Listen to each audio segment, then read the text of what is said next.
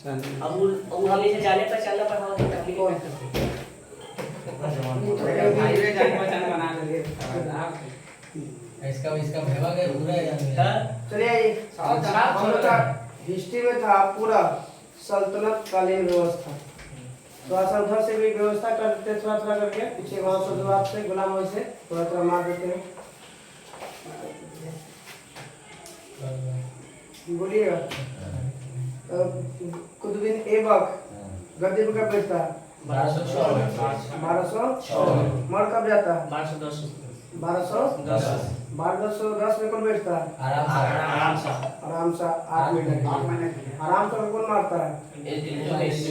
इल्तुतमिश मार के 1211 में क्या बैठता है? बीच में ऐसे भी आ जाती है। कष्ट नहीं है तो गर्मी भी ज्यादा है। कष्ट कीजिएगा तभी ना, बिना कष्ट करके कुछ मिलता थोड़ी। इसके द्वारा 4 गो किया इमारत गए। जमायत खाना मस्जिद जमायत नहीं था, कुव्वत इस्लाम मस्जिद 2.5 दिन का झोपड़ा करवाया था और एगो न्यू डाला था कुतुब मीनार का न्यू डाला वो वाला खिलजी वाला इसे लाख वर्ष किसे कहा था? हातिम ताई इसी को कहा जाता है या हातिम ताई लाभ का आंदोलन। इसके समय कितना था थी कुतुब मीनार की ऊंचाई? 225 और वर्तमान में 334 लास्ट में पेस्ट बनाया था बड़ी रत्न फिर नालंदा विश्वविद्यालय के तुर्ता कौन है? किसका गुलाम था?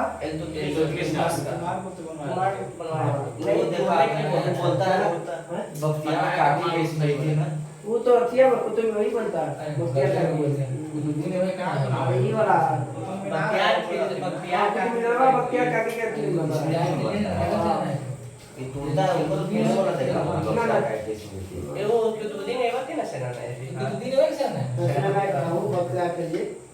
1210 में तो चौगान कैसे मर जाता है?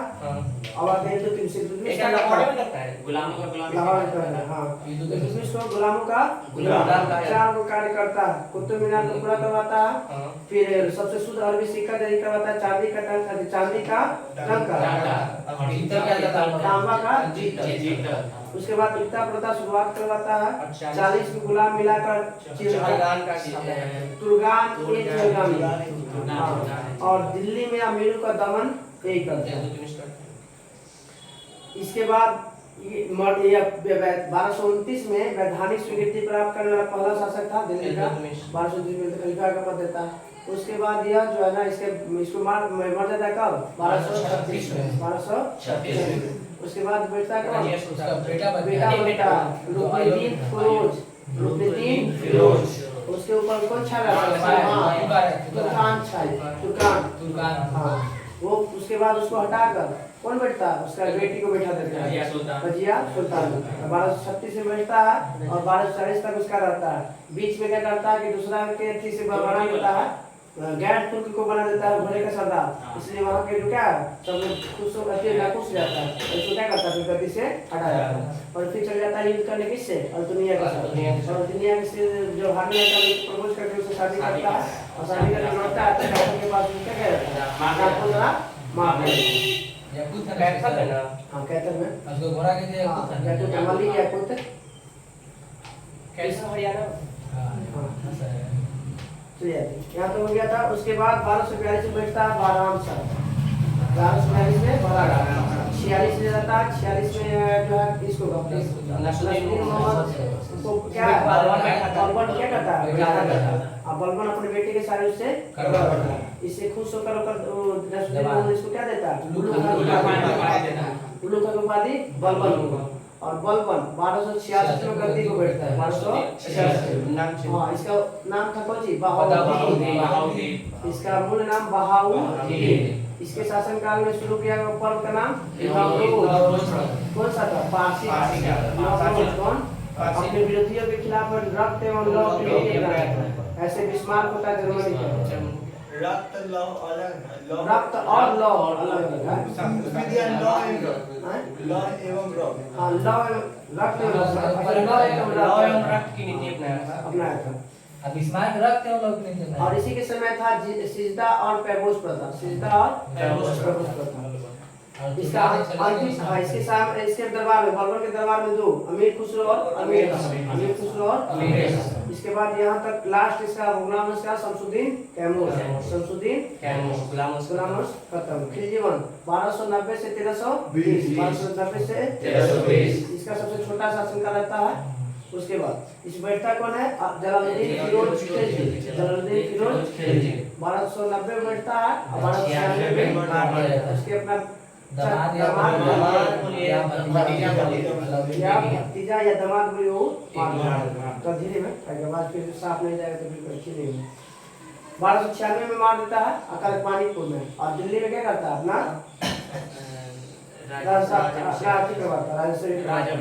इसका अलाउद्दीन के बचपन का नाम अली और गुरसा, बचपन का नाम अली और गुरसा। और अलाउद्दीन खिलजी ने सेना को क्या बनाया? अस्थायी और नकद वेतन। ऐसे वंशानुगत बनाता है एफएसटी, सेना को वंशानुगत बनाता है एफएसटी। तो अस्थायी सेना और नकद वेतन देने की शुरुआत द्वितीय सिकंदर। इसी के समय 4 गो कोची जमायत खाना, हजार कमरा, सीधी की किला और अलाई दरवाजा। ये 4 करवाता कौन? अलाउद्दीन खिलजी। और इस ये अलाई जो दरवाजा है वो कुतुब मीनार का प्रवेश द्वार है जो शुद्ध इस्लामी शैली बना हुआ है, जिसे कहा जाता है इस्लामी है ना। रोमन शैली को क्या बात बोला? 56 शुद्ध इस्लामी शैली बना दरवाजा कौन सा? अलाई दरवाजा। ये किसका दरबार है? तो कुतुब मीनार का, यानी यहीं से एंट्री किया जाता है, यही से कुतुब मीनार में। चलिए अब आगे दैवी अधिकारों का सिद्धांत जो है अलाउद्दीन खिलजी, दैवी सिद्धांतों का अधिकार अलाउद्दीन खिलजी। द्वितीय सिकंदर भी अलाउद्दीन खिलजी। इसके समय था अमीर खुसरो जो 1252 में पटियाली ना उत्तर प्रदेश पटियाली के पास उत्तर में 1252 में जन्म होता है। इसका मूल नाम क्या था? मोहम्मद हसन। अमीर खुसरो का मूल नाम मोहम्मद हसन। और यह जैसे तोता भारत का तोता कहा जाता है। इसको खरी बोली का जनक, तबला का जनक, फिर एक सितार का जनक इसे अमीर खुसरो को कहा जाता है। खरी बोली का जनक भी अमीर खुसरो, सितार का भी जनक अमीर खुसरो और तबला का भी जनक अमीर खुसरो। 52 में जन्म हो गया। पहले पुरनका में दे देता 53 में। हाँ इस अब आते हैं आगे। इसके समय खुम्स क्या था? 1/4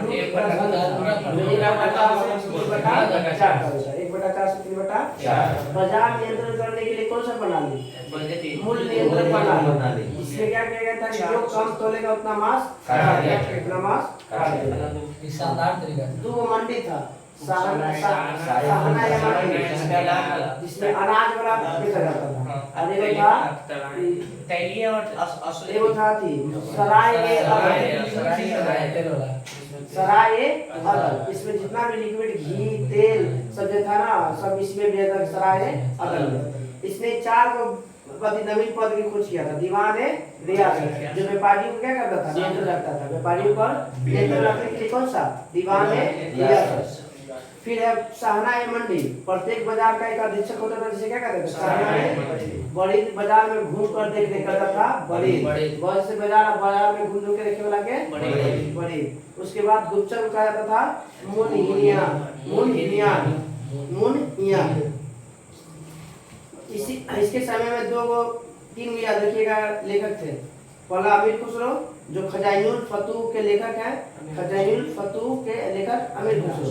रेला के इब्न फतूह सलातीन के लेखक इसामी, फतूह सलातीन के लेखक है इसामी। फिर खालसा ये क्या किया था?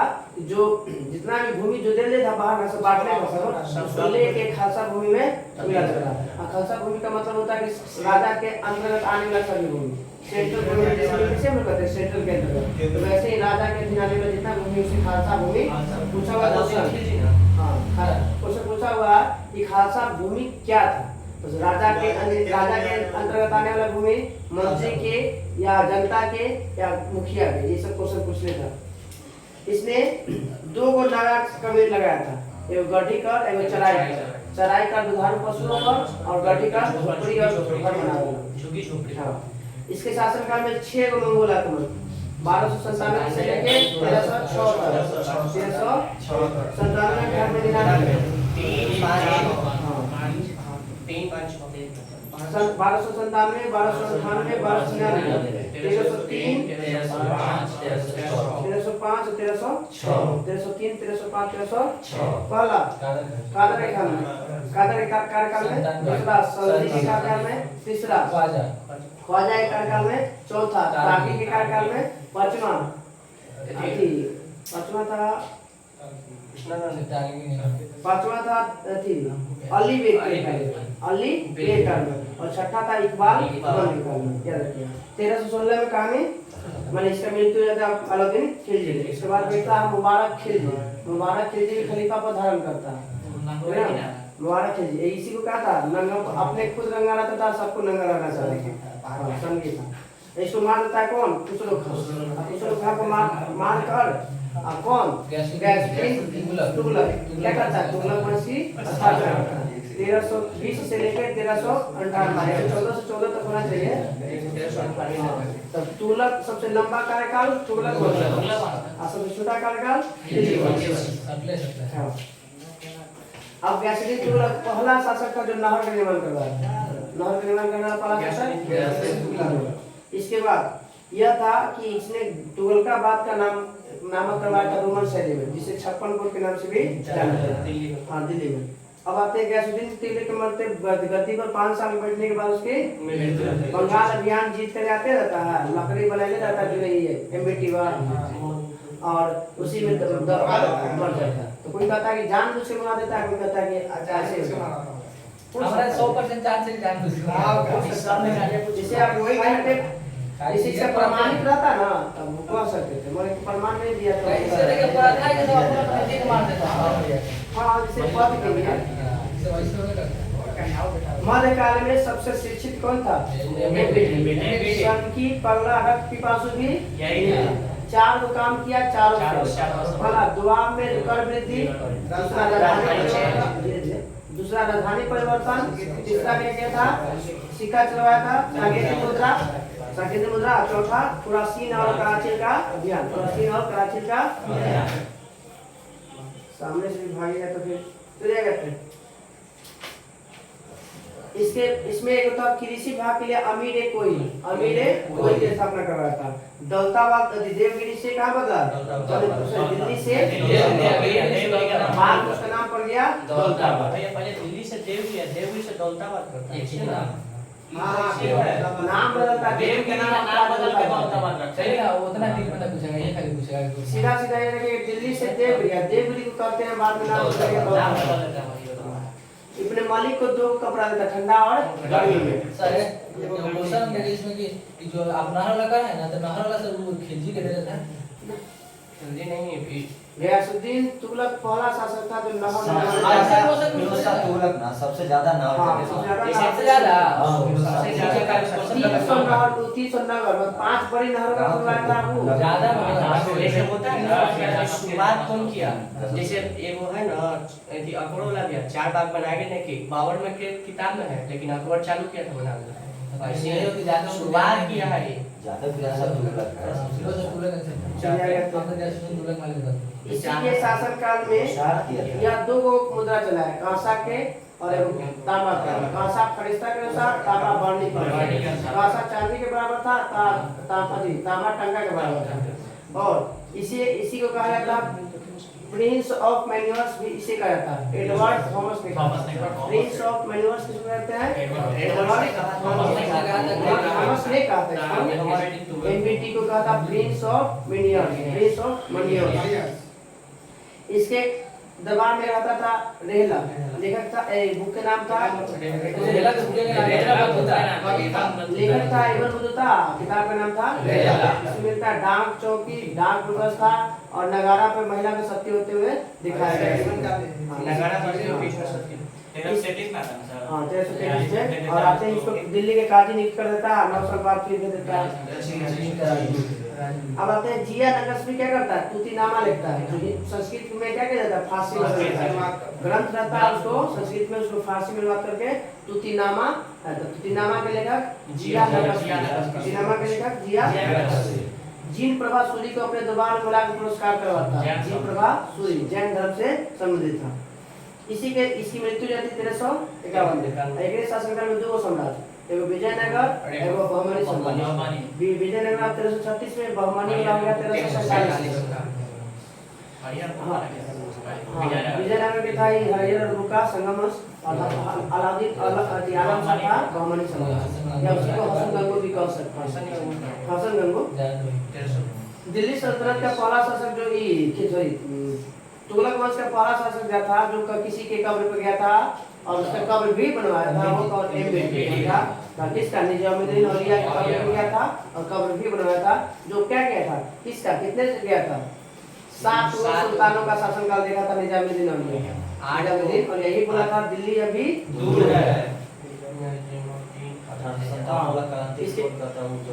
वो तो ये था मिर्जा गालिब था, वो अपने आंखों से देखा था, उसे देखा है। 24 अगस्त को एफएसटी क्या करता है, अच्छा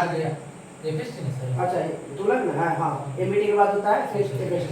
इसने क्या किया कि 24 अगस्त को हटा के 4 कोची तक खराज, खूस, जजिया और जकात। जजिया था ब्राह्मणों पर हिंदुओं पर लगने वाला, और जकात था गैर मुसलमानों पर। जजिया के अलावा एक नया कृषि कर लगाया था, जिसका 1/10 कृषि सिंचाई कर 1/10। इसने 5 बड़ा नहर और 300 बड़े नगरों की स्थापना किया था, 5 बड़ा नहर और 300 बड़े नगर, जिसमें से फिरोजपुर, जौनपुर, फतेहाबाद, फैजाबाद और हिसार। इसने 2 असम लेके आया था, दिल्ली वाला और टोकरा वाला, मेरठ वाला और टोकरा वाला लेकर दिल्ली में स्थापना करता। इसने क्या दान देने के लिए, खैरात, दीवाने खैरात, मुसलमानों महिलाओं के लिए, विधवाओं के लिए दीवाने खैरात, और दास प्रथा के त्याग करने के लिए दीवाने बदगान। इसी के शासनकाल में 1,80,000 गुलाम रहता है, इसको फारसी में बदंगा कहा जाता है, गुलाम को फारसी में बदंगा कहा जाता है। हाँ, इसी के शासनकाल में इसका ठीक है आत्मकथा का नाम है कोची, फतुहात फिरोजशाही, फतुहात फिरोजशाही। इसकी आत्मकथा का नाम ज्वालामुखी मंदिर को 1300 के ग्रंथ को लूट के पुस्तकालय के, और उसको दलायते फिरोजशाही में बदलता है कौन, अपाउद्दीन। तो बोलेगा कि 1300 बुक ग्रंथ जो लूटा गया था उसको दलायते फिरोजशाही में किसने बदला, अपाउद्दीन। इसके बाद इसका अंतिम शासक नसरुद्दीन महमूद तुगलक, नसरुद्दीन महमूद तुगलक, नसरुद्दीन महमूद। इसी के शासनकाल में कौन, तैमूर लंग आक्रमण किया था। अब आते हैं सैयद वंश। सैयद वंश में 14 से 1451, 14 से 1451। ये अपने इसका संस्थापक खिज्र खान, ये किसका गुलाम था, तैमूर लंग, या सेनापति जो भी कहिए, सेनापति किसका था, तैमूर लंग। और इसका बेटा शाहरुख खिज्र का अजीब, तैमूर लंग का बेटा था शाहरुख, उसको टैक्स देता था खिज्र खान, और अपने आप को रैयत आला के उपाधि धारण करने पर बैठा था खिज्र खान। खिज्र खान 38 साल तक शासन करता है, 38 करता है, हाँ 7 साल करता है, 7 साल करता है। खिज्र खान में 1481 वो लोधी वंश में हाँ, तो 1421 में खिज्र खान की मृत्यु जाती है। इसके बाद बेटा कौन, मुबारक शाह, कौन मुबारक। इसी के दरबार में रहता है वो याहिया बिन अहमद सरीदी, याहिया बिन अहमद सरीदी, जो किताब के लेखक है तारीखे मुबारक शाही, माने मुबारक शाह के जीवनी को लिखता है कौन, याहिया अहमद बिन सहरंदी, याहिया बिन अहमद सहरंदी। इसका लेखक कौन है, याहिया बिन अहमद सहरंदी, तारीखे मुबारक शाही। इसी ने यमुना नदी के किनारे मुबारकाबाद नामक नगर की स्थापना की। और सैयद वंश का अंतिम शासक अलाउद्दीन आलम शाह, और ये पूरे शासन काल में कितना 37 वर्ष, ऐसे बता दीजिएगा तो निकल जाए कितना शासन किया था। लोधी वंश 1451 से 1526। पहला अफगान शासक स्थापना दिल्ली में बहलोल लोदी किया था। और हाँ, बहलोल लोदी अपना नाम पर एक सिक्का चलवाया था, बहलोल नाम का सिक्का। और उसके बाद अपने सरदार को क्या करता था, मकसद ए अली, मकसद ए अली। और सरदार के खड़ा रहने पर खुद क्या करता था, खड़ा रहता था। हाँ, इसके अलावा इसकी मृत्यु रहती है 1489 में। कौन, बहलोल लोदी। इसका बेटा था सिकंदर शाह लोदी, जो क्या करता है, गद्दी पर बैठता है। 1504 में आगरा की स्थापना करता है। यह ज्वालामुखी मंदिर को तुड़वाता है और टुकड़ा को मांस तोड़ला दे देता है, तो मांस तोड़ला। हाँ, सिकंदर लोदी। गज ए भूमि मापने की व्यवस्था किया था। गज ए सिकंदरी नाम का एक पैमाना बनाया था। गज ए सिकंदरी क्या था, भूमि मापने की एक पैमाना बनाया था। इसे लोग सीकर और फीता उतर से मापते हैं, तो वैसे तरह से।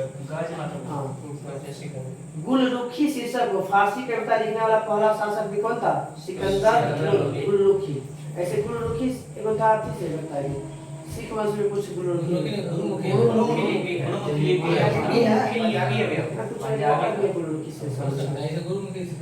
चलिए। अपनी राजधानी का बनवाता है सिकंदर लोदी, आगरा। स्थापना करता है वही, तो अपनी राजधानी भी इसकी मृत्यु रहती है गले की बीमारी के कारण। गले की बीमारी के कारण इसकी मृत्यु रहती है किसकी, सिकंदर लोदी की। कब, 1517 में। और इसका पुत्र इब्राहिम शाह इब्राहिम लोदी के बनकर गद्दी पर बैठता है। दिल्ली सल्तनत का पहला शासक था जो हिंदुओं के होली में जाके अपने मनाता था, कौन, सिकंदर लोदी। सिकंदर। और इससे पहले एमबीटी था, इससे पहले एमबीटी। 1526 में सिकंदर जी इब्राहिम लोदी की मृत्यु जाती है पानीपत के प्रथम 21 अप्रैल 1526।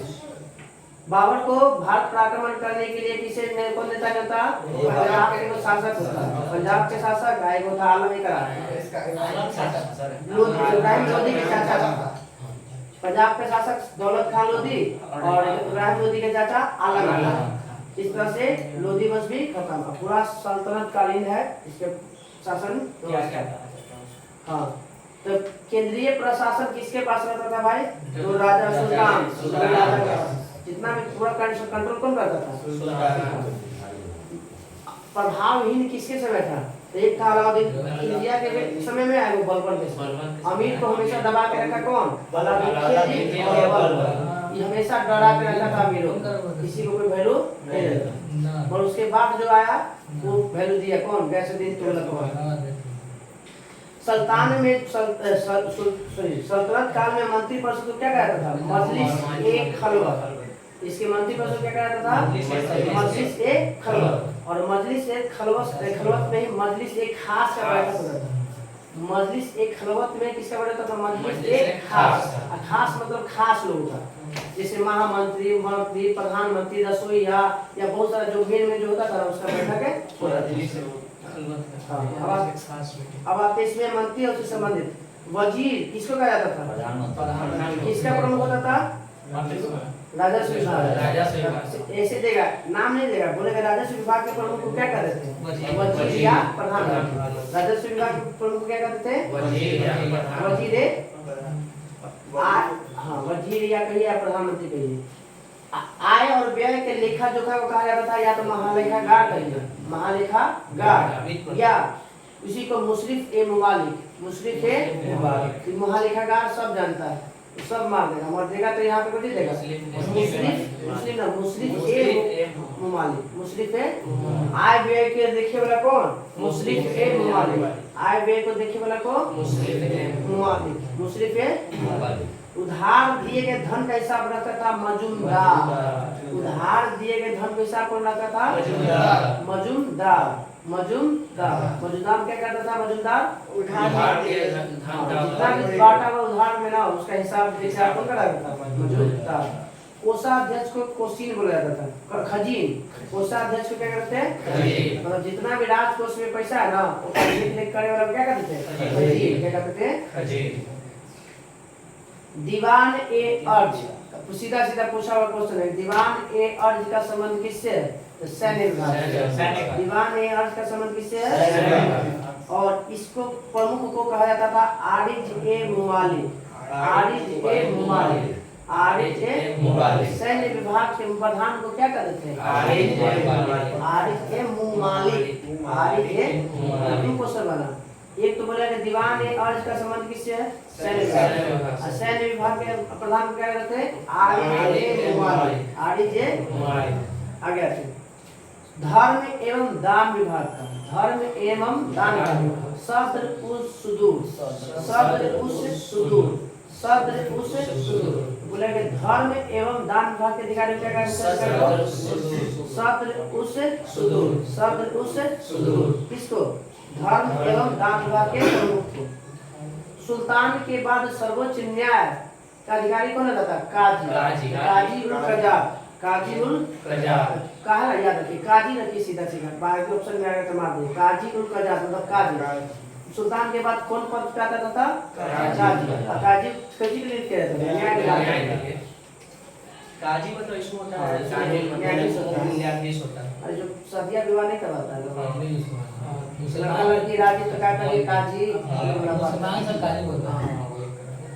आगे आते गुप्तचर विभाग के प्रमुख अधिकारी को बरीद ए मुमालिक कहा जाता है। इसे याद रखिए, बरीद का मतलब होता है गुप्तचर। बरीद का मतलब क्या होता है? गुप्तचर विभाग के अधिकारी को बरीद ए मुमालिक जोड़े रहेगा, सब में लमसम जोड़े। तो बरीद ए मुमालिक किसका प्रधान होता था? तो गुप्तचर विभाग के प्रमुख अधिकारी को बरीद ए मुमालिक कहा जाता था। दान विभाग के तो खैरात, दास विभाग के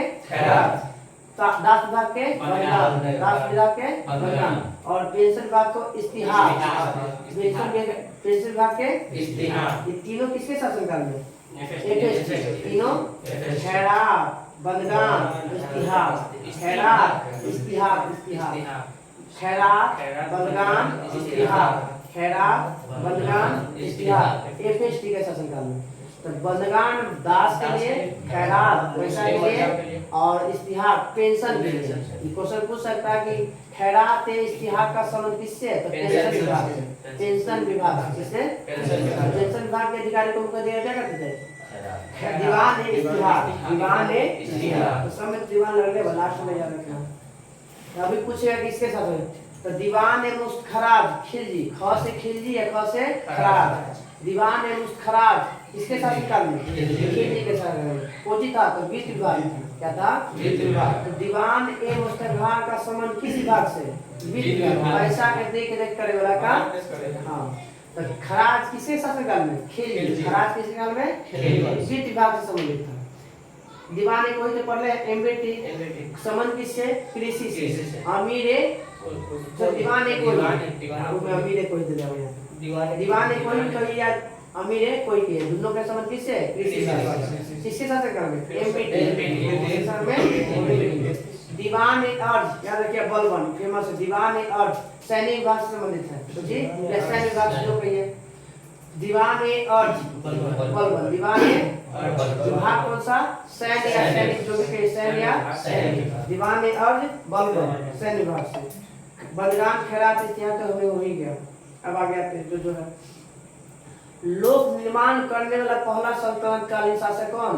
FST। लोक निर्माण का मतलब है ना कि लोगों के लिए, लोगों कल्याण के लिए भवन, सरकारी इमारत बना देना, कुआं खुदवाना, नहर निकलवा देना या सड़क बनवाना, ये सब शुरू करने वाला पहला शासक कौन सा? FST। तो लोक निर्माण करने वाला पहला शासक है FST। अब आते हैं इसमें। हाँ, अब गैर मुसलमानों से लिया जाने वाला भूमि कर को क्या कहते थे? उस्र। मुसलमानों से लिया जाने वाली भूमि को मुसलमानों से लिया जाने वाली भूमि को कर को उस्र कहा जाता था। और गैर मुसलमानों से लिया जाने वाली भूमि को खराज। बोले खराज कैसा करता? गैर मतलब या मुस्लिम को छोड़कर जो भी है उस सब से लिया जाएगा भूमि कर। गैर मुसलमानों से लिया जाने भूमि कर क्या कहते हैं? खराज। क्या? खराज। और मुसलमानों को जो धार्मिक कर था उसे जजिया करते हैं। जकात। मुसलमानों को जो धार्मिक कर लिया जाता था उसे जकात, जो मुसलमानों को 1/40 होता था, 40वां हिस्सा मुसलमानों से लेकर संपत्ति का 2.5%। कोई संपत्ति का 40% चढ़ाया ना देखो तो उसको देना पड़ेगा 2.5%। तो बोलेगा कि जजिया जकात क्या था? मुसलमानों से ले जाने वाला धार्मिक कर। जकात मुसलमानों से ले जाने वाला धार्मिक कर। जकात मुसलमानों से ले जाने वाला धार्मिक कर। और जजिया गैर मुसलमान से लेने वाला धार्मिक। ये याद रखिएगा, जकात मुसलमान से, जजिया गैर मुसलमान। जकात मुसलमान से और जजिया गैर मुसलमान। जजिया हो गया गैर मुस्लिम और जकात हो गया मुसलमान। उसरे था कौन चीज? मुसलमान से भूमि कर और खराज था गैर गैर मुसलमान मुसलमान से भूमि कर। अब आते हैं, सिक्कों को परगना में विभाजित किया जाता था। इस समय सिक्को जो था हमारे कैसे था, ग्राम जो था ना बांटा था, उसमें सिक्कों को किसे बांटा गया था? परगना। और परगना को आमिल में परगना के मुख्य अधिकारी को आमिल कहा जाता था। परगना के मुख्य अधिकारी को आमिल। और हाँ वही बांटा गया सिक्कों में, सल्तनत को सिक्का में, फिर परगना में, परगना के फिर स्टेट को और जिसे उस समय नाम अलग स्टेट जिला है। फिर हाँ अथी आएगा इसी चाहिए।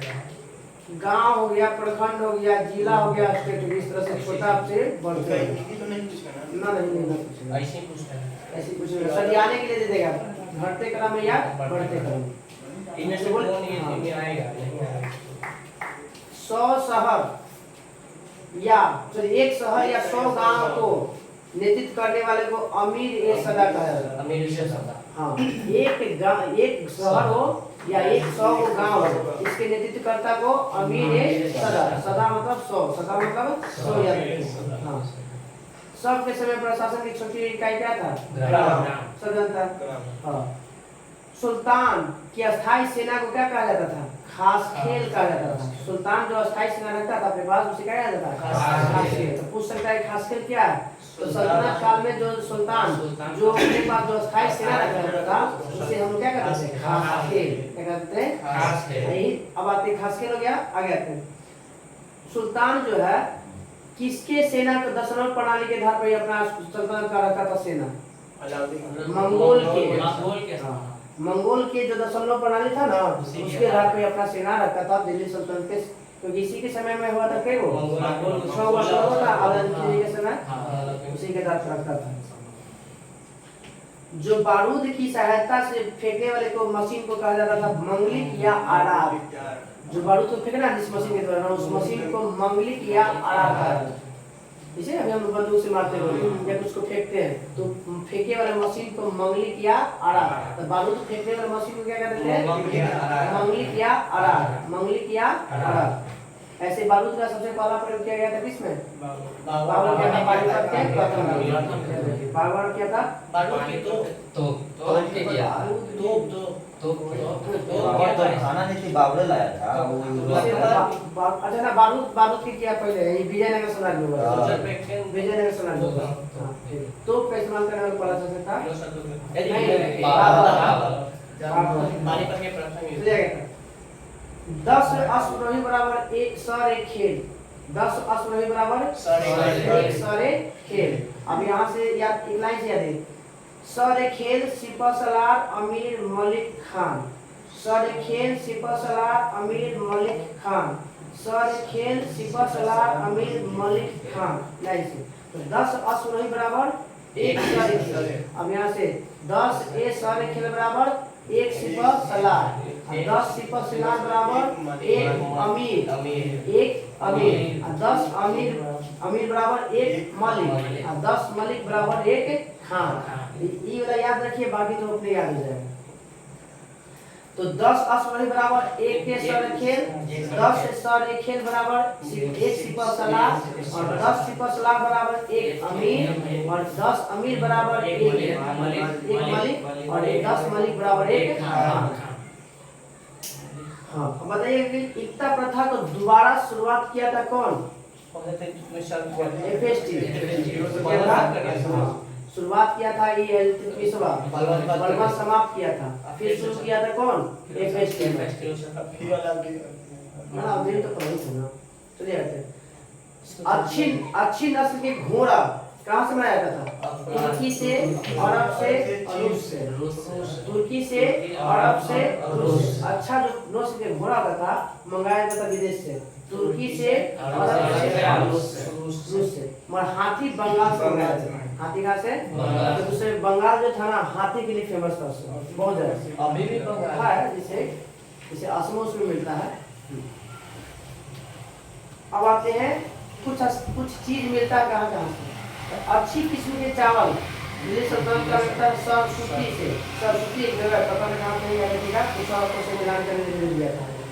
बोले अच्छी किस्म के चावल सल्तनत काल में कहाँ से मिलता था? सरस्वती, सरस्वती, सर व्यापारियों का तीर्थ स्थल के रूप में जाना था अलिवार, अलिवार कहाँ पे? अलिवार। तो व्यापारियों का तीर्थ स्थल के रूप में किसे जाता है? अलिवार का।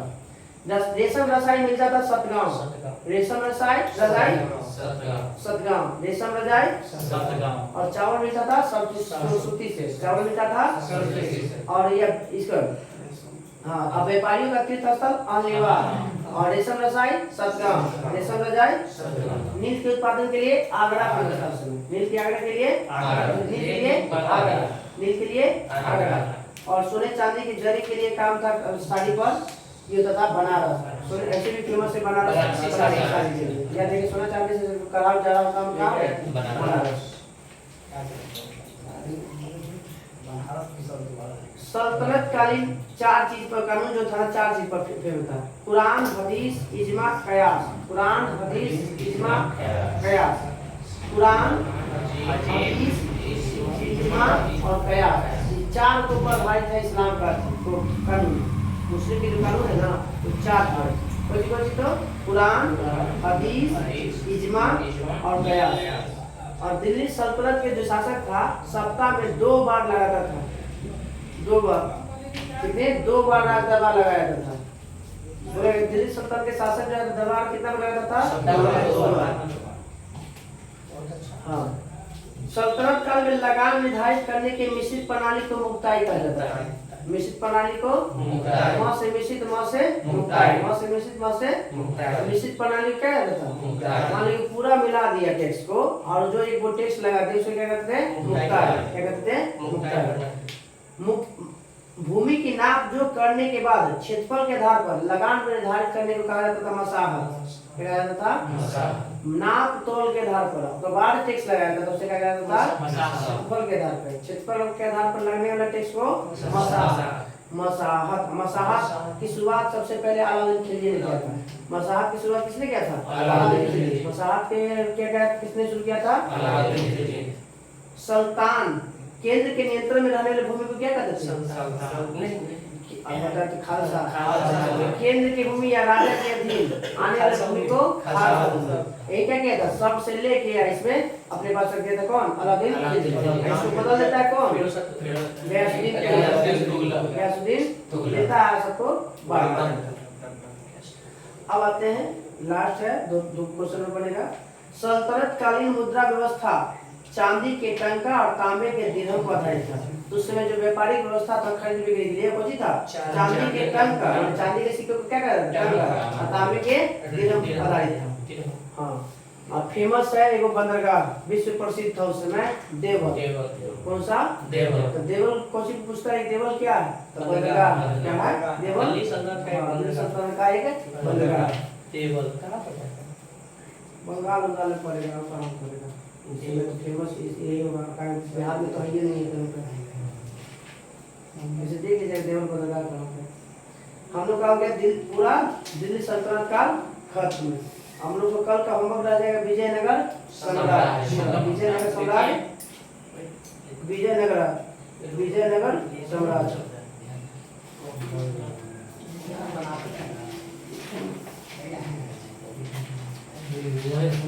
विजयनगर सम्राट कल का होमवर्क शुरू करा है हिस्ट्री में। विजयनगर सम्राट